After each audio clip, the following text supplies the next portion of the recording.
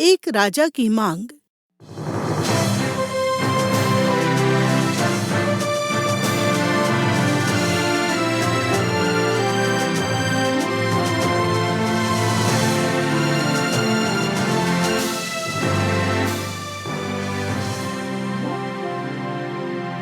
कार्यक्रम यीशु की कहानी में आपका स्वागत है।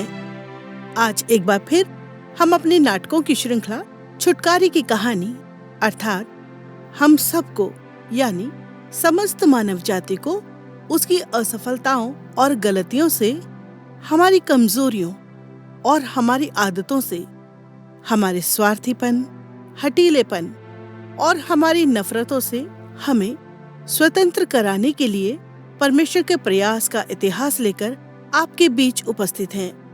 ये कहानी है हम लोगों में से प्रत्येक व्यक्ति के प्रति परमेश्वर के अत्यंत प्रेम की। आइए अब सुनते हैं इस श्रृंखला की 8वीं कहानी, एक राजा की मांग।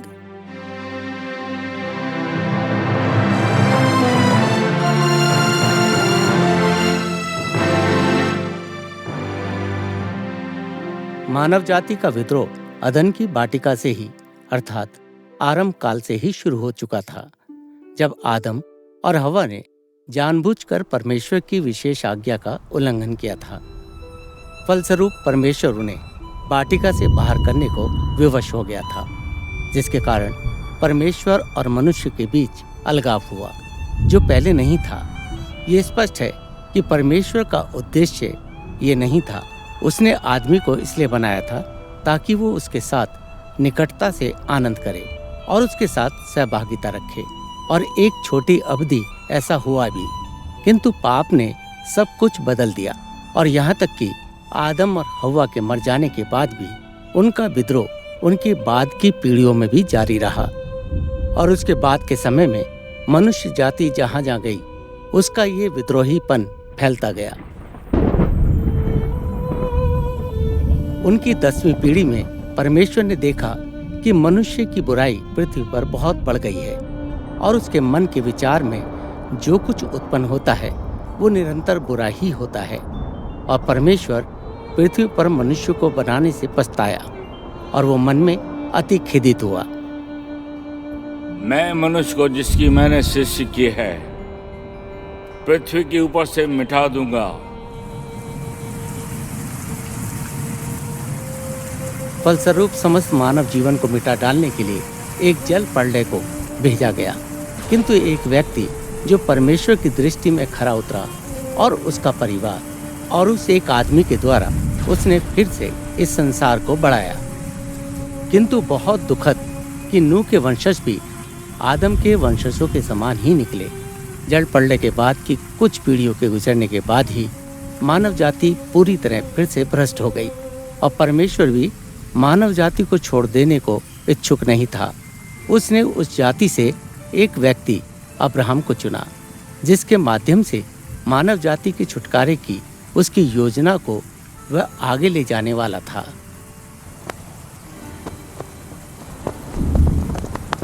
और मैं तुझे एक बड़ी जाति बनाऊंगा और तुझे आशीष दूंगा, और तेरा नाम महान करूंगा, और तू आशीष का मूल होगा, और भूमंडल के सारे कुल तेरे द्वारा आशीष पाएंगे। अब्राहम ने उस सर्वशक्तिमान पर विश्वास किया, और परमेश्वर ने इस बात को उसके लेखे में धर्म गिना।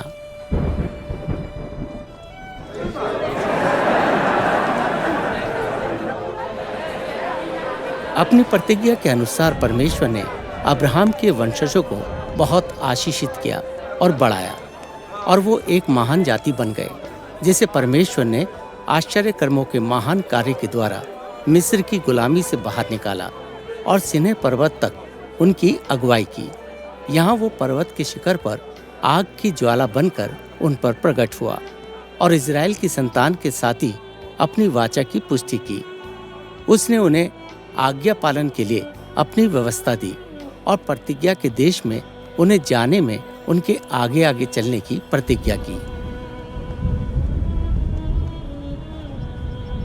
मैं लाल समुद्र से लेकर पलिश्तियों के समुद्र तक और जंगल से लेकर महानद तक के देश को और तेरे वश में कर दूंगा। मैं उस देश के निवासियों को भी तेरे वश में कर दूंगा और तू उन्हें अपने सामने से बरबस निकालेगा। तू ना तो उनसे वाचा मानना और न उनके देवताओं से। ऐसा न हो कि वे तुझसे मेरे विरुद्ध पाप कराएं।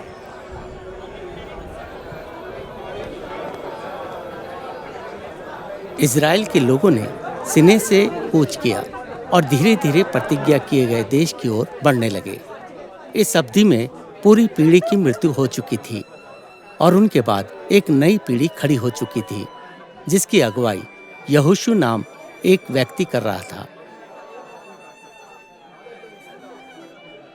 और जब वो निर्णायक रूप से नदी को पार करके उस देश में प्रवेश करने वाले थे, परमेश्वर ने यहोशू से बातचीत की।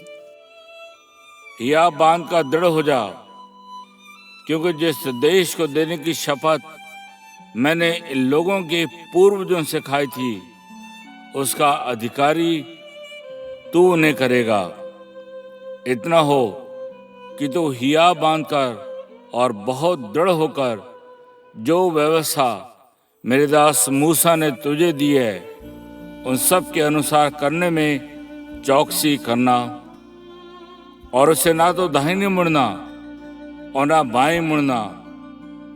तब तू जहां जहां जाएगा वहां वहां तेरा काम सफल होगा।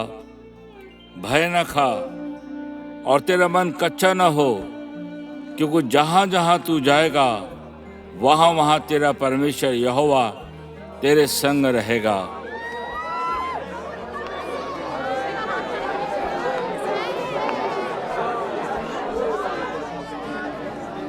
यहोशू की अगुवाई में इज़राइल ने यरदन नदी को पार किया, बहुत सारे युद्धों में बड़ी बड़ी सेनाओं का सामना किया और अंत में प्रतिज्ञा किए गए देश को अपने वश में कर लिया।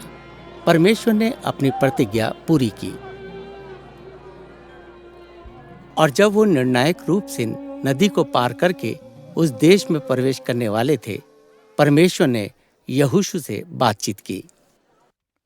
या बांध का दृढ़ हो जा, क्योंकि जिस देश को देने की शपथ मैंने इन लोगों के पूर्वजों से खाई थी, उसका अधिकारी तू उन्हें करेगा। इतना हो कि तू हिया बांधकर और बहुत दृढ़ होकर जो व्यवस्था मेरे दास मूसा ने तुझे दी है, उन सब के अनुसार करने में चौकसी करना और उसे ना तो दाहिने मुड़ना और ना बाएं मुड़ना। तब तू जहां जहां जाएगा वहां वहां तेरा काम सफल होगा। भय न खा और तेरा मन कच्चा न हो, क्योंकि जहां जहां तू जाएगा वहां वहां तेरा परमेश्वर यहोवा तेरे संग रहेगा।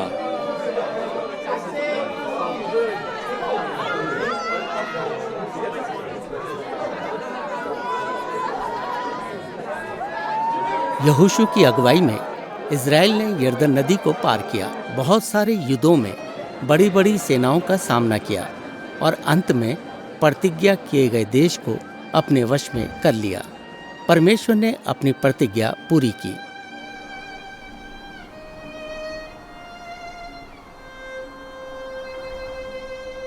और आखिरकार यहोशू की मृत्यु हो गई और उस पीढ़ी के सब लोग भी अपने अपने पितरों में मिल गए। तब उसके बाद जो दूसरी पीढ़ी हुई, उसके लोग ना तो परमेश्वर को जानते थे और ना उस काम को जो उसने इज़राइल के लिए किए थे। इसलिए इज़राइली वो करने लगे जो परमेश्वर की दृष्टि में बुरा है। इसलिए परमेश्वर का कोप इज़राइल पर भड़क उठा। इस जाति ने सुवाचा को जो मैंने उनके पूर्वजों से बांधी थी तोड़ दिया और मेरी बात नहीं सुनी।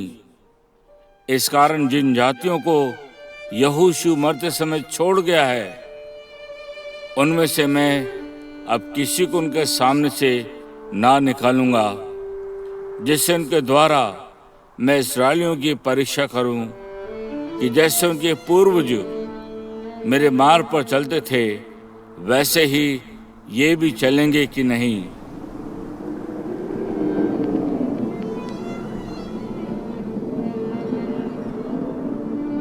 जहाँ कहीं वे बाहर जाते वहाँ परमेश्वर का हाथ उनकी बुराई में लगा रहता था, जैसे यहोवा ने उनसे कहा था, वरन यहोवा ने शपथ भी खाई थी। इस प्रकार से वो बड़े संकट में फंस गए। वो अपने पितरों के परमेश्वर के सामने गिड़गिड़ाने लगे और परमेश्वर ने उनके गिड़गिड़ाने को सुना। परमेश्वर ने उनके लिए न्याय ठहराया जो उन्हें लूटने वालों से छुड़ाते थे।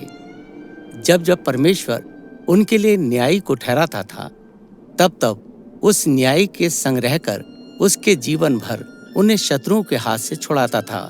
किंतु परमेश्वर उनका कराहना जो अंधेर और उपद्रव करने वालों के कारण होता था, सुनकर दुखी होता था। परंतु जब न्यायी मर जाता तो वो अपने पुरखाओं से अधिक बिगड़ जाते थे और अपने बुरे कामों और हठीले चाल को नहीं छोड़ते थे। हर सताव के बाद सहायता के लिए परमेश्वर के सन्मुख गिड़गिड़ाना, परमेश्वर का उस परिस्थिति से उन्हें निकालना और फिर से उनका विद्रोही बन जाने का चक्र एक लंबे समय तक चलता रहा।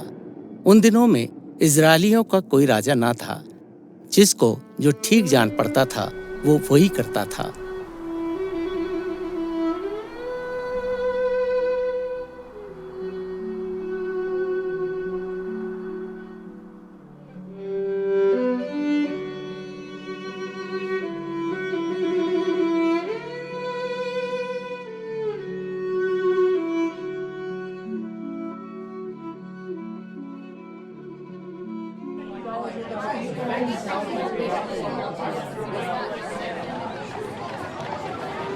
सैमुअल, सैमुअल, क्या कुछ बात मैं आपसे कर सकता हूँ? हाँ भाई नहशोन, मैं आपके लिए क्या कर सकता हूँ?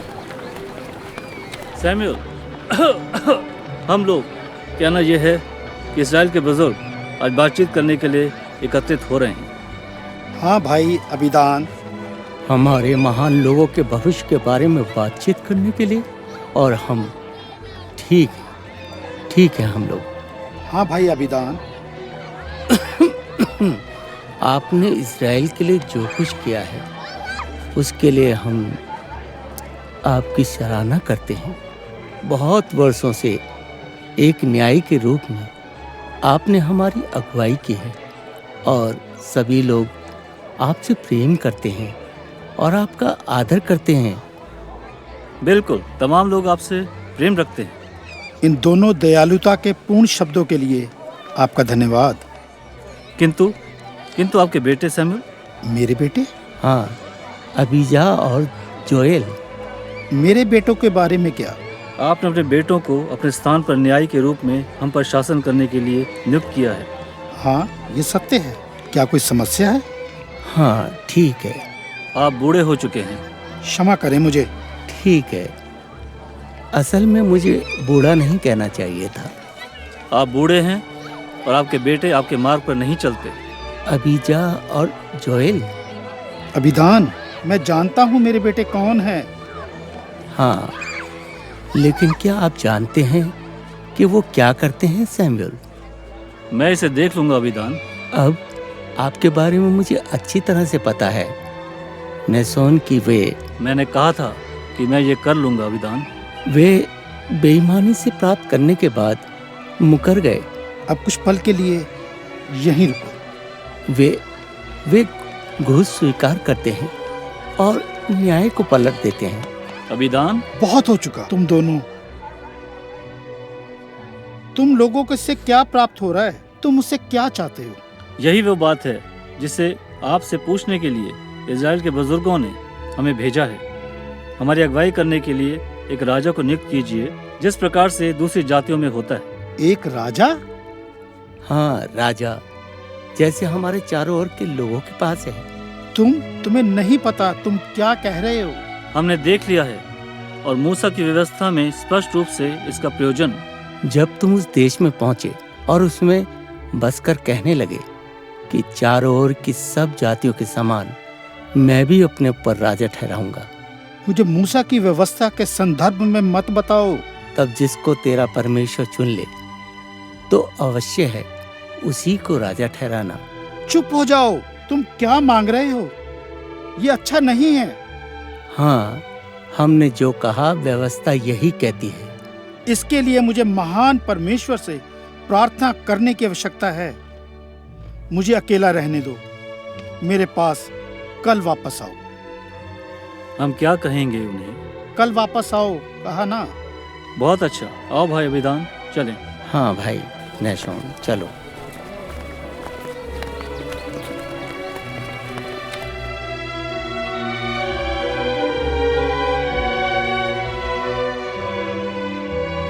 आज हम छुटकारे की कहानी की श्रृंखला के अगले एपिसोड को सुन रहे हैं, जो परमेश्वर के वचन पर आधारित है, जिसमें प्राचीन काल के स्त्रियों और पुरुषों के जीवन को चित्रित किया गया है, जिनमें से हर एक ने अपने जीवन में सहायता की आवश्यकता को महसूस किया था। हमारी कहानी के आरंभ में हमने जाना था कि इज़राइल के लोगों ने प्रतिज्ञा किए देश को अपने अधिकार में ले लिया था, किंतु उनके लिए सब कुछ ठीक नहीं था, क्योंकि जैसा उनके पितरों ने किया था, वे परमेश्वर से दूर चले गए थे और बुराइयों और पाप में गिर गए थे। और अब वर्षों की असफलताओं के बाद अपने आसपास की जातियों के प्रभाव में आकर इज़राइल के लोगों ने परमेश्वर द्वारा उनके लिए नियुक्त अगुवे शमूएल का तिरस्कार कर दिया था और अन्य जातियों की नाई उन्होंने अपने लिए एक राजा की मांग की थी। आइए अब आगे की कहानी को, जो परमेश्वर के वचन में वर्णित लोगों और घटनाओं पर आधारित है, सुनते हैं।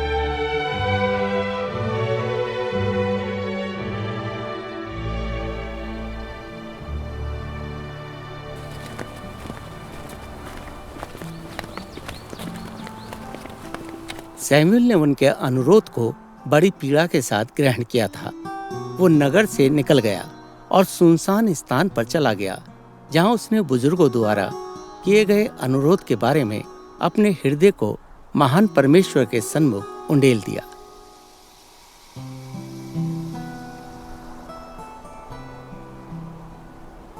शमूएल, मैं यहाँ हूँ। वे लोग जो कुछ तुझसे कहे उसे मान ले, क्योंकि उन्होंने तुझको नहीं परंतु मेरा तिरस्कार किया है कि मैं उनका राजा ना रहूं। हाँ परमेश्वर। तू उनको गंभीरता से भली भांति समझा दे और उनको बतला भी दे कि जो राजा उन पर राज्य करेगा उसका व्यवहार किस प्रकार का होगा।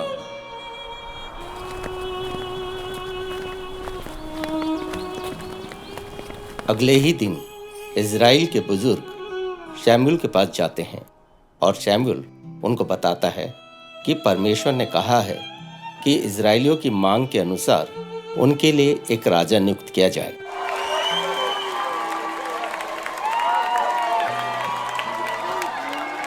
का नाम शाऊल था। इज़राइल में पाए जाने वाले किसी भी व्यक्ति से वो बहुत बलशाली और देखने में सुंदर और लंबा था। वो इस प्रकार का व्यक्ति था जो दूसरों में उत्साह और बेहतरी ला सकता था। वो प्राकृतिक रूप से एक अगुवा था।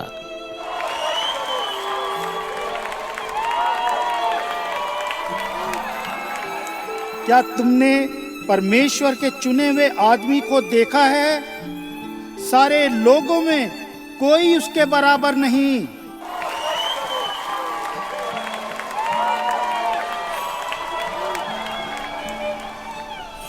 किंतु उसका उल्टा ही हुआ।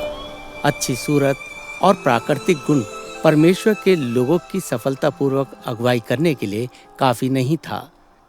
शाऊल ने एक राजा के रूप में अच्छा आरंभ किया, किंतु शीघ्र ही उसमें घमंड आ गया और परमेश्वर की आज्ञाओं का पालन करने में उसमें समस्या विकसित हो गई। अपनी कुछ ही सफलताओं के बाद शाऊल ने अपनी ही तरह से चीजों को करने का निर्णय लिया। उसने ना तो शमूएल की सलाह लेना पसंद किया और ना ही परमेश्वर के निर्देशों का पालन किया। अंत में परमेश्वर ने उसकी अनआज्ञाकारिता के संबंध में उसको डांटने के लिए उसके पास शमूएल को भेजा। तूने मूर्खता का काम किया है। तूने अपने परमेश्वर यहोवा की आज्ञा को नहीं माना, नहीं तो परमेश्वर तेरा राज्य इस्राएलियों के ऊपर सदा स्थिर रखता। परंतु अब तेरा राज्य बना ना रहेगा। परमेश्वर ने अपने लिए एक ऐसे पुरुष को ढूंढ लिया है जो उसके मन के अनुसार है, और परमेश्वर ने उसे अपनी प्रजा पर प्रधान होने को ठहराया है, क्योंकि तूने परमेश्वर की आज्ञाओं को नहीं माना। इस बातचीत के बाद भी कई वर्षों तक शाऊल इजराइल पर एक राजा के रूप में शासन करता रहा और अपने सिंहासन से चिपका रहा। किंतु उस दिन के बाद से ही उसके आसपास रहने वाले लोगों ने एक परिवर्तन को जो वहां हुआ था महसूस किया। अब परमेश्वर का आत्मा शाऊल के साथ ना रहा था। शमूएल एक बूढ़ा हो चुके भविष्यवक्ता और न्यायी ने रामा में उसके घर से नाता तोड़ लिया था और राजा सहित किसी से भी मिलने से इनकार कर दिया था।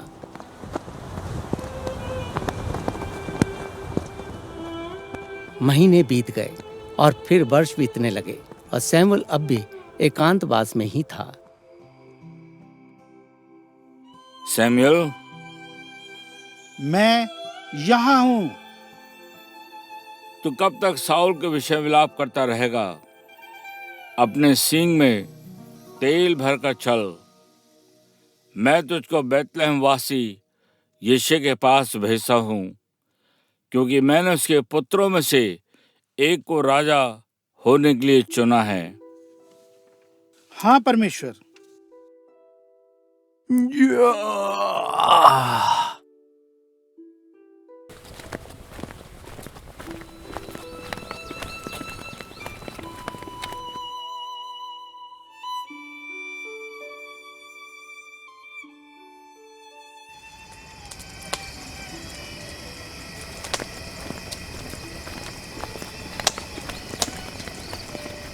निर्देश अनुसार शमूएल बैतलहम वासी यिशै के घर गया, और जब उसका परिवार उसके आसपास जमा हो गया तो उसने देखा कि यिशै अपने जेठे पुत्र एलियाब से बात कर रहा था। नहीं पिताजी, मैं कल ही राजा की विशेष सेना का भाग बनने जा रहा हूँ। सिकोक की वादी में फिलिस्तियों की सेना ने घेरा डाल दिया है। निश्चय ये जो परमेश्वर के सामने है, यही उसका अभिषिक्त होगा। ना तो उसके रूप दृष्टि कर और न उसके कद की ऊंचाई पर, किंतु यहोवा की दृष्टि मन पर रहती है। शमूएल ने स्वयं से बात की और व्यस्त ओसारे में टहलने लगा। जैसे जैसे शाम होने लगी, वह बहुत सारे नौजवानों को आते और जाते, हंसते और खिलखिलाते और बातचीत में व्यस्त रहते हुए देखता रहा। शमूएल खामोशी से यिशै को खींचकर एक ओर ले गया और उसने अपने आने का उद्देश्य उससे बताया। यिशै ने आश्चर्यचकित दृष्टि से देखते हुए अपना सिर हिलाया और फिर शमूएल के सम्मुख एक के बाद दूसरे बेटे को लाने लगा। नहीं नहीं, इनमें से कोई भी परमेश्वर का चुना हुआ नहीं है। यिशै अपने 7 बेटों को उसके सामने लाया, लेकिन शमूएल जिसकी खोज में था वो उसे दिखाई नहीं दे रहा था, और न ही उसे परमेश्वर की आवाज के द्वारा उसकी सहमति उसे मिल रही थी। परमेश्वर ने इन्हें नहीं चुना। क्या सब लड़के आ गए? यिशै ने उत्तर दिया कि उसका एक सबसे छोटा बेटा है और अपनी भेड़ों को चराने के लिए बाहर है।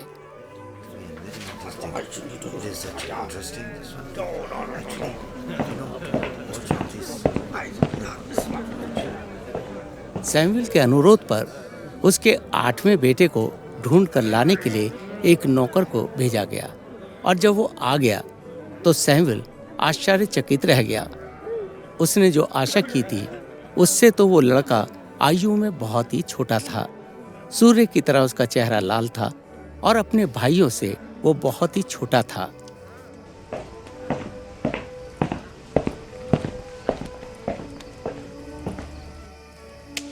बेटे, तुम्हारा क्या नाम है? मेरा नाम दाऊद है श्रीमान। शमूएल, उठ, उसका अभिषेक कर, यही है वो।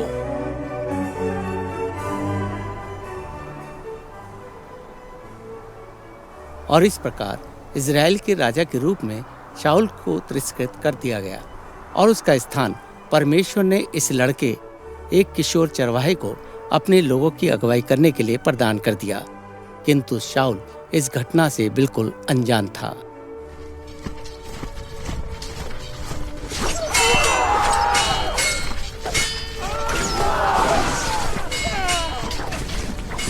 अब फलिश्तियों ने युद्ध के लिए अपनी सेनाओं को इकट्ठा किया और यहूदा देश के शोको में डेरा डाल दिया।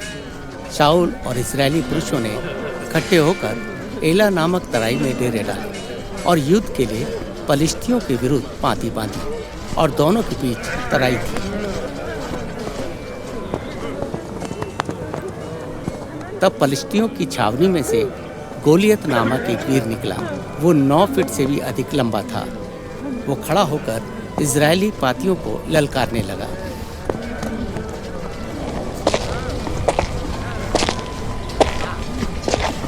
इस्राएल के लोगों, तुमने यहाँ आकर लड़ाई के लिए क्यों पाती बांधी है? क्या मैं फलिश्ती नहीं और तुम शाऊल के अधीन नहीं हो? अपने में से एक पुरुष चुनो कि वो मेरे सामने उतर आए। यदि वो मुझसे लड़कर मुझे मार सके तब तो हम तुम्हारे अधीन हो जाएंगे, परंतु यदि मैं उस पर प्रबल होकर मारूं तो तुम्हें हमारे अधीन होकर हमारी सेवा करनी पड़ेगी। मैं आज के दिन इस्राएली पातियों को ललकारता हूं।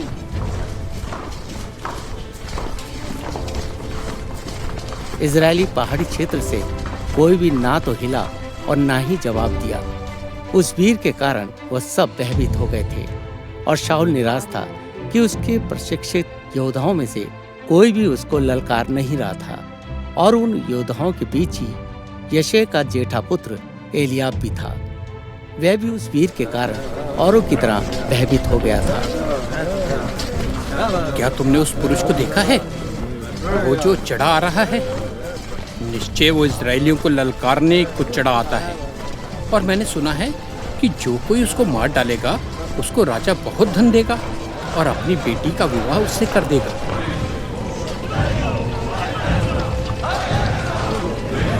ये क्या है? सब लोग कहाँ जा रहे हैं? ये कौन है? क्यों? वो दिख रहा है। ओह नहीं, वो दिख रहा है। वो एक छोटा लड़का दिखाई पड़ रहा है। ओह नहीं, वो दिखाई दे गया। ये तो मेरे छोटे भाई की तरह लग रहा है। हटो हटो हटो, मुझे जाने दो। दाऊद, दाऊद! तराई में हजारों सिपाही मोर्चे पर जमा थे। विचित्र दृष्टि और चटकने वाली नजरों से देख रहे थे। एक दुबला पतला और मुश्किल से 5 फीट का एक लड़का तराई के बीच अकेला अपने से दोगुने दैत्यवार वीर का सामना करने के लिए आ रहा था। ये क्या है? क्या तुम एक छोटे लड़के को अपने योद्धा के रूप में भेजा है?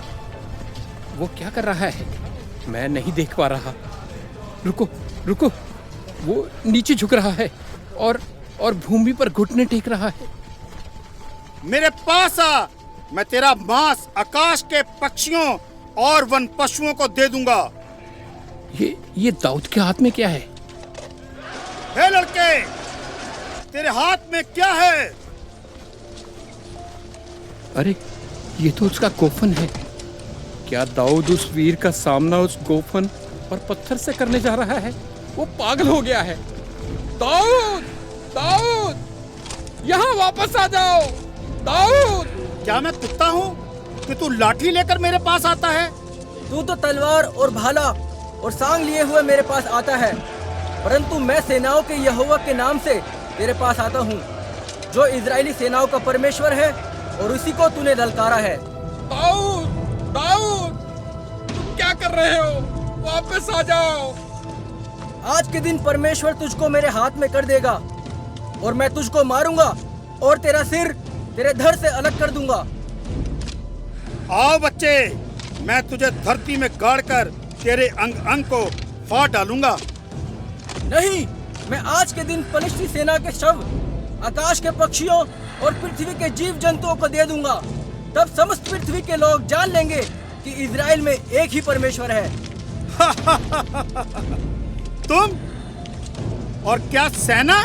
समस्त पृथ्वी के लोग जान लेंगे कि परमेश्वर तलवार या भाले के द्वारा जयवंत नहीं करता, इसलिए कि संग्राम तो परमेश्वर का है और वही तुम्हें मेरे हाथ में कर देगा।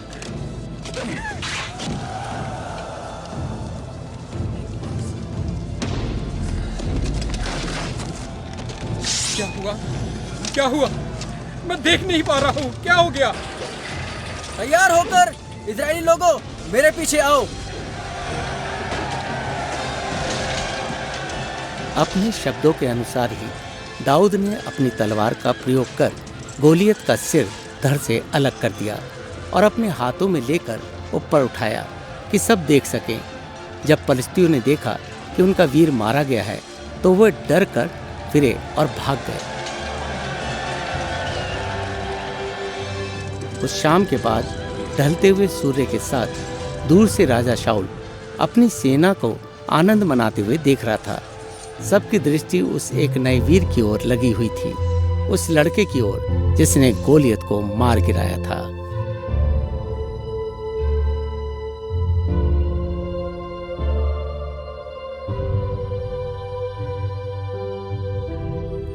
श्रोताओ, अद्भुत राजा शाऊल के जैसा एक स्वच्छंद और अनाज्ञाकारी भी परमेश्वर के छुटकारे के कार्य को रोक नहीं सका। बहुत साल लगे, किंतु आखिरकार दाऊद राजा बन ही गया और शाऊल से उलट वो परमेश्वर की आज्ञा को पूरा करने से आनंदित होता था। सच तो ये है, दाऊद को परमेश्वर ने अपने मन का व्यक्ति के रूप में जाना। जहाँ तक दाऊद का सवाल है, आपने देखा कि उसने परमेश्वर पर विश्वास किया और उसकी आज्ञा मानने के लिए उसने अपने जीवन को परमेश्वर को समर्पित कर दिया।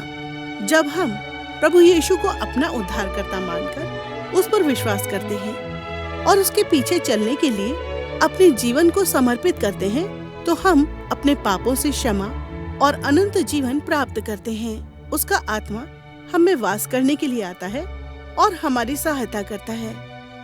परमेश्वर का वचन कहता है, आत्मा कमजोरियों में हमारी सहायता करता है। परमेश्वर चाहता है कि हम बढ़े और उसके विश्वास में मजबूत बने। प्रत्येक दिन उसके वचन को पढ़ने के द्वारा एक विश्वासी के रूप में हम बढ़ते हैं। परमेश्वर का वचन ये जानने में हमारी सहायता करता है कि हमें कैसे अपना जीवन व्यतीत करना है। प्रत्येक दिन प्रार्थना करने के द्वारा भी हम मजबूत बनते हैं। हमें उसकी भलाई और दया के लिए उसकी महिमा करनी चाहिए और उसकी आशीष के लिए उसका धन्यवाद करना चाहिए। प्रत्येक दिन का जीवन व्यतीत करने के लिए हमें उससे अगुवाई मांगनी चाहिए। प्रत्येक दिन को अच्छा बनाने के लिए प्रत्येक दिन हमें परमेश्वर के वचन के कुछ भाग को पढ़ना चाहिए और कुछ समय प्रार्थना में व्यतीत करना चाहिए। मसीह के पीछे चलना हमेशा आसान नहीं होता। मसीह का विश्वासी होने के कारण कभी कभी उसे सताया भी जाता है। हमें आश्चर्य नहीं करना चाहिए अगर कोई हमें सताए और हमारे समय को कठिन बना दे, क्योंकि हम मसीह के विश्वासी हैं। यीशु ने कहा है, अगर उन्होंने मुझे सताया तो वो तुम्हें भी सताएंगे। एक विश्वासी के रूप में प्रेम करना और क्षमा करना हमारा चरित्र होना चाहिए। सताव की स्थिति में भी यीशु ने कहा, अपने बैरियों से प्रेम रखो और उनके लिए प्रार्थना करो जो तुम्हें सताते हैं। श्रोताओ, हम अकेले नहीं हैं जो सताव का सामना करते हैं। हम जिन परीक्षाओं का सामना करते हैं उसके बारे में परमेश्वर जानता है, वो हमारे साथ है। परमेश्वर कहता है, ना तो मैं तुम्हें छोड़ूंगा और ना तुझे त्यागूंगा। हमारे जीवन में उसकी उपस्थिति के कारण हम परमेश्वर के वचन के अनुसार कह सकते हैं, परमेश्वर हमारा सहायक है, मैं ना डरूंगा। मनुष्य मेरा क्या कर सकता है? अब मैं आपके लिए प्रार्थना करने जा रही हूँ। इसे सुने और अपनी व्यक्तिगत प्रार्थना बनाएं। प्यारे परमेश्वर, मैं विश्वास करती हूँ कि मैं अपने आप को नहीं बचा सकती। धन्यवाद हो परमेश्वर कि यीशु मेरे पापों के लिए मरा। धन्यवाद कि यीशु ने मेरे सारे पाप अपने ऊपर ले लिए। धन्यवाद हो कि यीशु हमेशा के लिए मरे हुओं में से जी उठा। आमीन।